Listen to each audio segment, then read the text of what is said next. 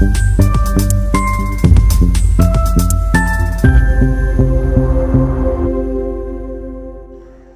দর্পণ, বিনোদন সবার জন্য।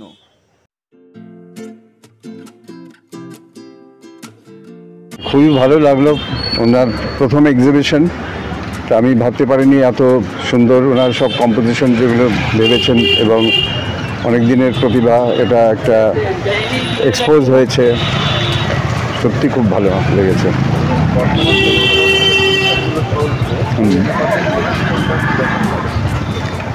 রিসেন্টলি খুব যে একটা বেশি পেন্টিং এক্সিবিশন তা দেখিনি, কিন্তু আমি প্রচুর আর্ট গ্যালারির কাজ করি, অনেক আর্ট গ্যালারি ভিজিট করি, কারণ আমার কমার্শিয়ালি সব পেন্টিং ফর আর্কাইভাল পারপাস করতে হয়। তা বড় বড় আর্টিস্টদের পেন্টিং অনেক বছর ধরে আমি সেগুলো ছবি তুলছি। সো ইন কম্প্যারিজন ওনার স্ট্যান্ডার্ডটা সত্যিই হয়। For first time exhibitor extremely good, এটুকু বলতে পারি।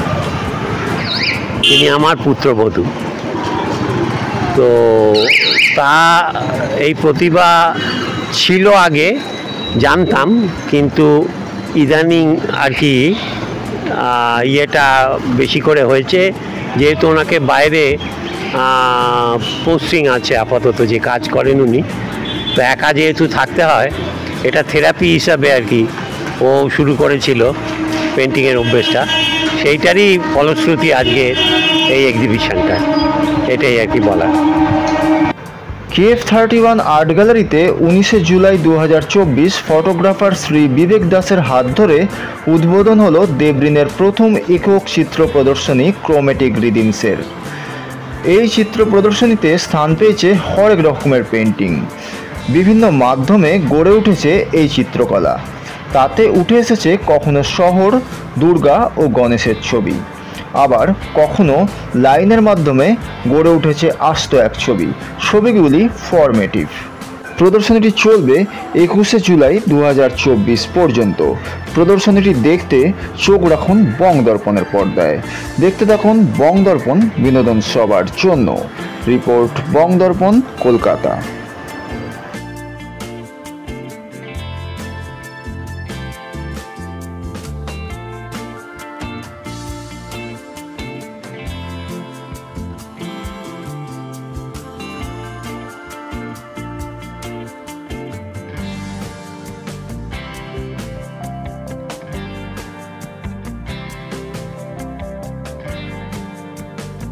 আজকে যার প্রদর্শনীর ছবি দেখতে এলাম, তিনি ডাবরিন।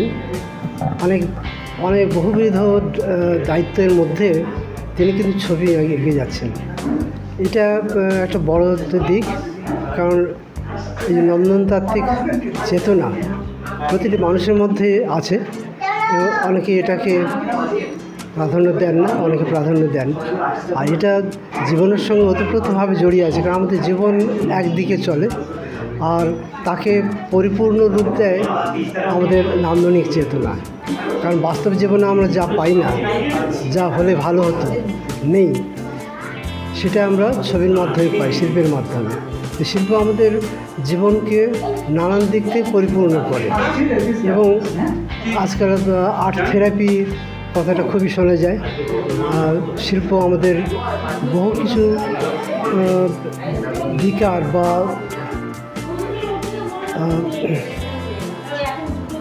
বহু কিছুকে, যেখানে আমাদের জীবন হারিয়ে যায়, সেখানে বহু কিছু মূল্যবোধ আমাদের জীবন থেকে চলে যায়, বা বাস্তবের পরিস্থিতির খাতিরে। তো সেখানে শিল্প আমাদের সেই লস্ট ফ্রিডম, আমাদের হারানো স্বাধীনতা, হারানো সৌন্দর্য চেতনা, জীবনে হারানো দিকগুলোকে ফিরে দেয় শিল্প। সেদিক থেকে বিভিন্ন প্রফেশনে যারা রয়েছেন তারাও অনেকে আজকাল ছবি আঁকছেন। এটা সমাজে একটা বড় ভালো দিক, যে ছবি শুধু একগুচ্ছ শিল্পীরা আঁকবে তা নয়, প্রতিটি মানুষ যে মনে মনে ছবি আঁকে, কেউ প্রকাশ করতে পারে, কেউ পারে না। যে আজকে যারা দর্শক, তারাও শুধু দর্শকের জায়গাতে নেই, তারাও ছবি আঁকছেন, বিভিন্ন প্রফেশনে থেকেও তারাও ছবি আঁকছেন।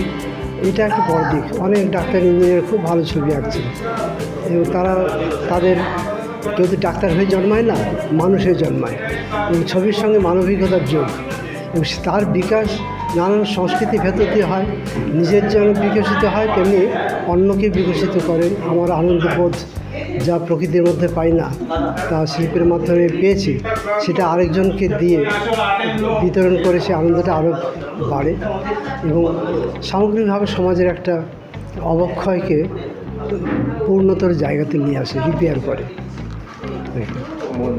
এই এক্সিবিশন দেখে, শিল্পীর কাজ দেখে আপনার কী লাগছে? আজকে প্রদর্শনী ওপেনিং হলো কিছুক্ষণ আগে। না, উনি বিভিন্ন সময় বিভিন্ন রকমের ভাবনা থেকে ছবি আঁকছেন।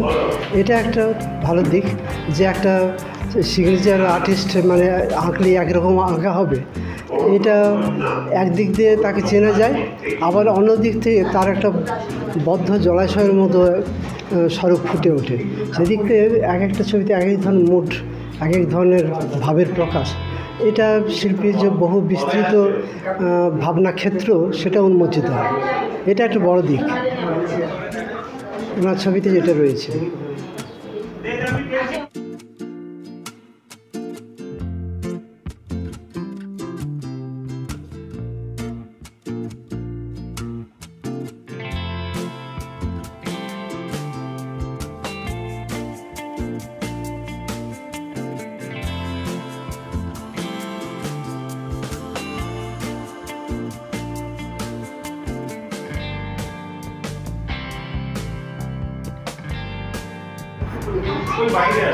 আমরা আপনার এই এক্সিবিশন আজকে ওপেনিং হলো, এই এক্সিবিশনে আমরা দেখছি বিভিন্ন রকমের কাজ, মানে একজন সিগনেচার আর্টিস্টের যেরকম হয় এক রকমের কাজ হয়, নির্দিষ্ট স্টাইলে কাজ হয়। সেই দিক থেকে দেখতে গেলে আপনার এই এক্সিবিশনে বিভিন্ন রকমের কাজ আমরা দেখতে পাচ্ছি। এটা নিয়ে যদি আপনি একটু আলোকপাত করেন। এই কালেকশনটার নাম হচ্ছে ক্রোম্যাটিক রিদিমস। ক্রোম্যাটিক রিদিমস বলেই এখানে আমরা এত ভ্যারাইটি অফ ওয়ার্ক দেখতে পাচ্ছি।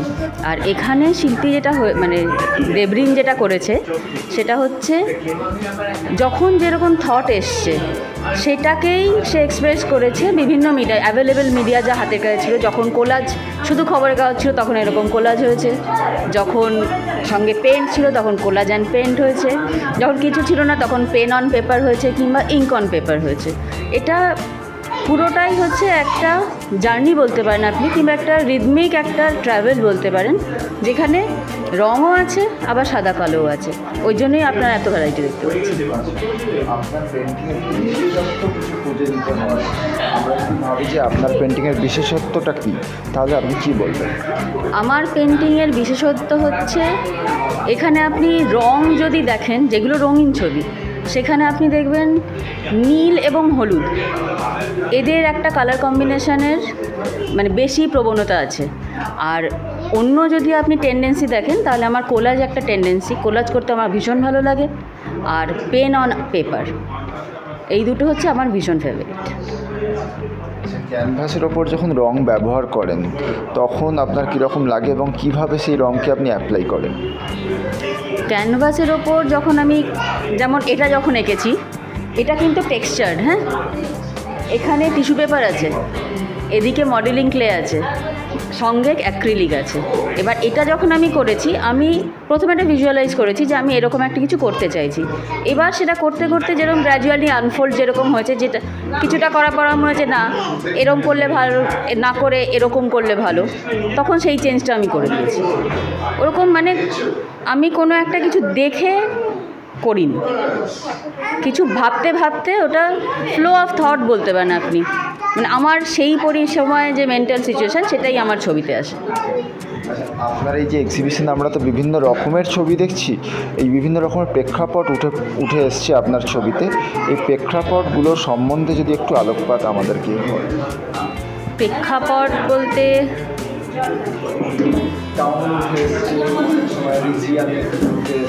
হ্যাঁ, গণেশ সিদ্ধিদাতা, গণেশ আমাদের সবার প্রিয়, তো গণেশ ঠাকুরকে আঁকতে আমার ছোটোবেলা থেকেই ভালো লাগে। এবার তাকে আমি এবার যেটা করেছি, কোলাজ এবং ওয়াটার কালার দুটো মিক্স করে আমি সেটাকে বানিয়েছি, এবং কিছু জায়গায় দেখবেন টেক্সচার দেওয়ার চেষ্টাও করেছি, ওয়াটার কালার কিন্তু ওগুলো কিন্তু অ্যাক্রিলিক বা অয়েল না। তো এই জন্য গণেশ, মা দুর্গা তো মা তো থাকবেই।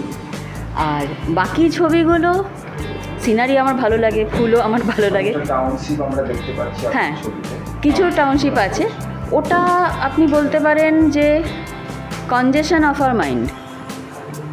আমাদের মাথায় তো অনেক কিছু চলে, সেই কনজেশনটা শহরের কনজেশনের মধ্যে দিয়ে এসছে, এটা বলতে পারেন। এই এক্সিবিশনের মধ্যে দিয়ে যদি এই আর্ট ভিউয়ার্স যারা বা আর্ট কালেকশন যারা করেন এবং আর্টকে যারা ভালোবাসেন, ছবি, স্কাল্পচার এগুলোকে যারা ভালোবাসেন, তাদের উদ্দেশ্যে আপনি কী বার্তা দিতে চাইছেন? তাদের উদ্দেশ্যে একটাই বার্তা দেব যে অরিজিনাল পেন্টিংকে অ্যাপ্রিসিয়েট করুন, ভালো ভালো ভালো ছবি দেখুন, ভালো ভালো ছবি ভালোবাসুন এবং অবশ্যই কালেক্ট করুন।